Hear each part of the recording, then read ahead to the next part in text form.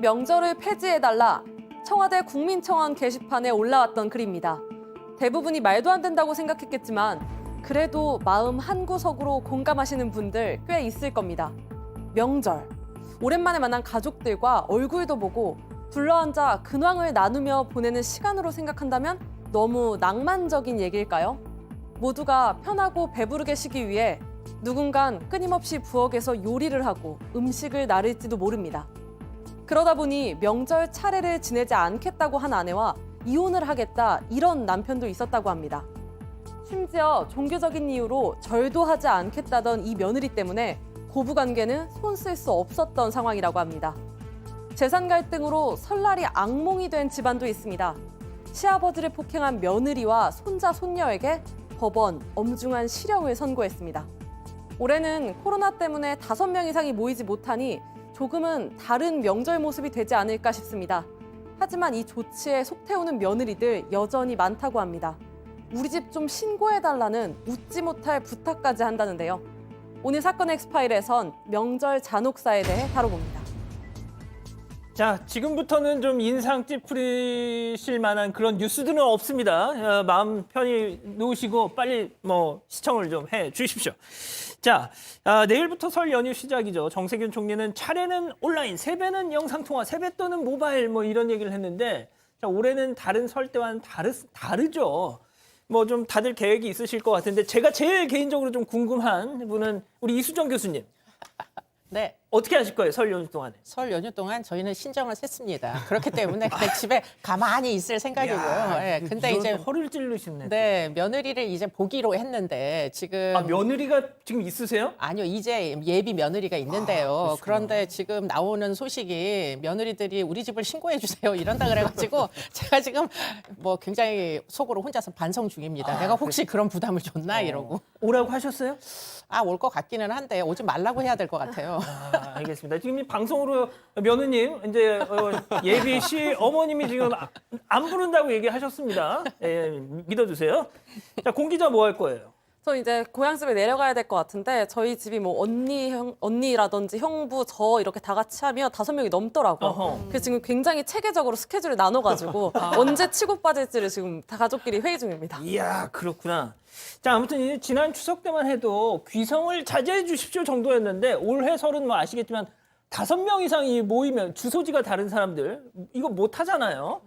자, 그런데 그렇다 쳐도 지금 우리 교수님도 말씀하셨지만 아무리 시어머님들이 안 와도 된다 이렇게 해도 듣는 며느리 입장에서는 그걸 고지그대로 들을 수가 없잖아요, 또. 그렇죠. 그걸 또 고지고대로 들으면 또 눈치가 보이기 때문에 지금 뭔가 인터넷 게시판에서는 며느리들의 고충 굉장히 심하다 이런 게시글이 되게 많이 있습니다. 오히려 과태료를 내는 상황에서 안 모이는 게 되게 당연한데 막상 가족들 눈치를 보는 게 더 무섭기 때문에 어쩔 수 없이 가야 하나, 그냥 불법을 저지르고도 가야 하나 이런 고민들이 굉장히 많이 올라오고 있는데요. 그러다 보니까 서로 품앗이로 신고를 하자, 혹은 이렇게 하면 신고를 잘할 수 있다. 이렇게 셀프 신고를 하는 방법들이 공유가 되는 이런 상황까지 지금 오고 있었다고 합니다. 112로 문자 신고를 하면 익명이 보장된다라든지 시댁에서 부를 것을 대비해서 자기 친구에게 주소를 알려줘서 내가 간다라고 하면 신고를 해달라. 이야. 이런 글, 이렇게 고충을 담은 글들이 여럿 올라오고 있다고 합니다. 지금 유튜브 아이디 골디랑님이 대신 신고해드릴까요? 공 기자님 지금 그랬어요. 저는 지금 며느리가 아니기 때문에 며느리가 저는 괜찮아요. 저는 집에 내려가고 싶습니다. 지금. 그래, 알겠습니다. 자, 이제 지금 오죽 진짜 그러면 내 대신 신고해달라 이런 얘기까지 하는데 앞서 이제 공 기자가 설명하는 중간에도 이수정 교수님 계속 고개를 끄덕이셨어요. 예, 설명 좀 해주시죠. 예. 그 스트레스가 이만저만이 아니죠. 저도 며느리 노릇을 30년 이상 지금 했는데요. 아주 그냥 등골이 휩니다. 그렇기 때문에 가능하면 좀 부담을 안 갖게 만들어 주시는 게 맞고요. 며느리 입장에서도 안 되는 건 그냥 안 된다, 힘들다, 그냥 솔직하게 얘기하는 게 차후의 관계를 위해서도 도움이 됩니다, 사실. 과연 그럴까요? 네, 당해야죠. 어떻게 하겠어요. 그 예비 며느님이 어머님 저 못 가겠습니다. 그러면 그래 그러실 거예요? 방법이 없죠. 네, 그냥 포기하기로 했어요, 저는. 그러세요? 네. 너무 방송용 같은데? 아니, 저희 남편이 두고 보자 그랬어요. 자, 그리고 이런 일도 있답니다. 올해 시민들이 한국은행 창구에서 받고 간 신권 규모가 작년에 딱 절반이라는 거예요. 그러니까 아무래도 이 세뱃돈 새 걸로 준다 그래서 많이들 가는데 이것만 봐도 확실히 좀 많이 안 가시려나 보다 이런 얘기들이 있는데 아이들의 실망감도 커질까요? 어떻습니까? 이 기자? 사실 저 세뱃돈 받은 게 너무 오래돼가지고 진짜. 네, 아무래도 근데 요즘에는 이제 보니까 직접 이제 현금 요즘 비대면 시대에 현금 주는 것보다 이제 온라인 송금이 잘 돼 있더라고요. 뭐 그런 식으로 그러니까, 좀 네, 받는 경우가 좀 있는 것 같습니다. 진짜 뭐 아이들이 실망할까요? 뭐 이런 거 다 저는 말도 안 되는 게 저도 이제 조카들이 많은데 세뱃돈 받을 때만 삼촌이야. 평소에는 뭐 집에 가도 아는 척도 안 하다가 명절만 되면 친한 척이야. 그리고 얘네들이 또 다 이제 온라인 뱅킹 이런 거 다 선수들이에요. 어린애들도. 그래가지고 이제 다 그걸로 진짜 제가 할 말 아닌데 진짜. 자 아무튼 이 기자, 자 공 기자가 앞서 얘기했던 거 있잖아요. 이제 명절 때 막 부부 이혼율. 자 이거 뭐 우리 이 기자도 유부남이니까. 네네네. 이 사건 같은 경우에는 사실 이제 종교 문제가 좀 컸습니다. 이제 남편은 이제 불교 집안에 태어나서 이제 제사도 지내고 이제 전통 이런 문화에 따라서 이런 제사를 지냈는데 아내의 경우는 이제 어머니가 교회를 운영하는 이제 목사 집안, 개신교 집안이었다고 해요. 그런데 갈등이 좀 있다가 1년 만에 이제 갈등이 드러나면서 폭발까지 하게 된 거죠. 이제 그때가 이제 설이었는데 하필 이제 설 당일과 일요일이 겹쳤던 겁니다.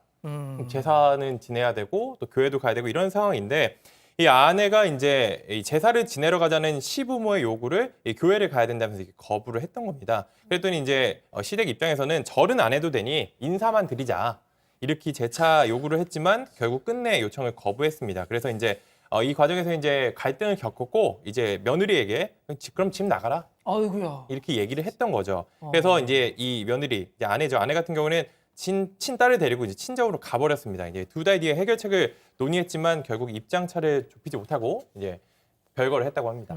변호사님 이런 이 종교 문제 갈등에 따른 네. 이혼 문제 이런 거 다뤄본 적 있으셨을 것 같아요. 사실 이혼 사건을 다루다 보면 이혼 사유가 딱 하나로 떨어지지 않습니다. 그래서 물론 시작이 있고 결과가 있고 중간에 추가된 이유들은 있지만 결국 나중에 보면은 모든 요소가 다 갈등 사유가 되거든요. 특히 종교도 마찬가지인데 이 종교가 뭐 마음의 평안을 얻고 또 정서적인 위안을 얻는 것도 중요한 기능 중에 하나잖아요. 그런데 실질적으로 현실 속에서는 이 종교로 인해서 갈등이 생기고 또 그러한 갈등을 통해서 결국은 이혼까지 이르는 경우도 적지 않습니다. 특히 하급심 판결들이 굉장히 다양하고 굉장히 많은데 예전 사건 중에서는 배우자가 이렇게 아주 적극적인 그런 종교 활동을 할 것을 알고 결혼하지 않았냐. 따라서 이혼 판결은 선고해 주되 위자료는 지급할 의무가 없다라는 판결도 있었습니다. 근데 이걸 또 뒤집어 보면은 몰랐는데 또는 결혼 후 한참 후에 그러한 아주 너무 과다한 종교 활동에 빠진 경우에는 그것만으로도 이혼 사유에 해당될 가능성이 있는 것이고요. 또한 배우자 중에 누군가가 너무 과다한 종교 활동을 하거나 또는 터무니없는 그런 헌금을 하거나 또는 일가 친척들을 전부 다 포교 대상으로만 보고 접근하거나 또는 다른 가족들의 종교를 인정하지 않고 악마나 사탄으로 보거나 이런 경우들은 그걸로 그치는 게 아니라 2단계, 3단계 아주 다음 단계에 더한 갈등으로 연결됩니다. 또 그로 인한 폭력으로도 연결될 수 있거든요. 그렇군요. 이런 것들은 좀 주의할 필요가 있겠죠. 알겠습니다. 자, 또 하나 짚고 넘어가야 될 게 가정폭력이 말이죠.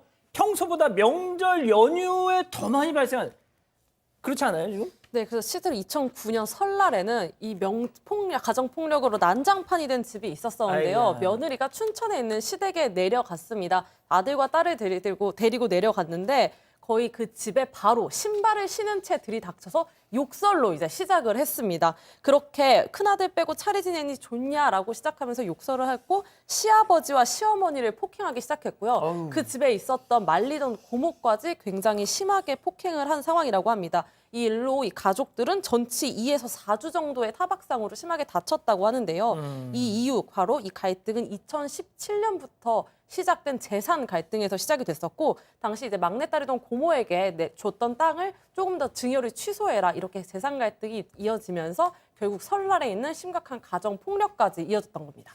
자, 교수님, 그 명절 직후에 이렇게 폭력 또 가족 간의 갈등, 파열음 나는 이유 뭐 예상은 되지만 왜일까요? 뭐 안 만나던 사람이 이제 만나가지고 그 사이에 쌓인 것을 짧은 시간 안에 다 해소하려고 하다 보니 그리고 정치 얘기도 하면 안 됩니다. 그렇습니다. 네. 그러다 보니까 뭐 재산상의 갈등부터 시작해가지고 뭐 부부간의 갈등 다 폭발하는 거죠. 보통 이 명절 전보다 한 1.5배 정도 이런 관련 사건들이 늘어난대요. 그렇기 때문에 굉장히 유의를 하셨으면 좋겠다. 그런 말씀입니다.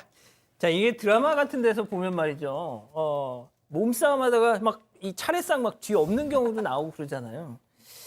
형사처벌 받습니까 이러면? 가능성이 있죠. 왜냐하면 일단 몸싸움이 폭행죄가 되고요. 또 제사 지내다가 차례 지내다가 몸싸움했을 때 또 제기 들고 뭐 이렇게 하면은 그게 또 흉기는 아니지만 위험한 물건이기 때문에 특수폭행이 됩니다. 아이고야. 그리고 또 결국은 갈등이 여러 사람끼리의 다툼이 되다 보면은 그 자체도 특수폭행이 될 수 있고요. 또 제사상 뒤엎는 거 이게 단순히 그냥 뭐 불편을 줬다 이게 아니라 그걸 방해한 거잖아요. 그래서 이게 형법상에 장례방해죄도 있고 예배방해, 설교방해죄도 있지만 제사방해죄도 있거든요. 가능성이 이제 생기는 거죠. 자, 공 기자 마지막으로 아까 공 기자의 그 해법 솔루션 다시 한 번만 좀 소개를 해주시죠. 네, 이게 주민등록상 주거지가 다른 사람들은 5인 이상 모일 수 없습니다. 근데 요즘 5인 가족들 되게 쉽거든요. 그러니까 가족분들끼리 열심히 회의하셔서 난 언제 가고 언제 나오면 너가 언제 들어가라. 이렇게 안전한 명절 보내시길 바라겠습니다. 알겠습니다.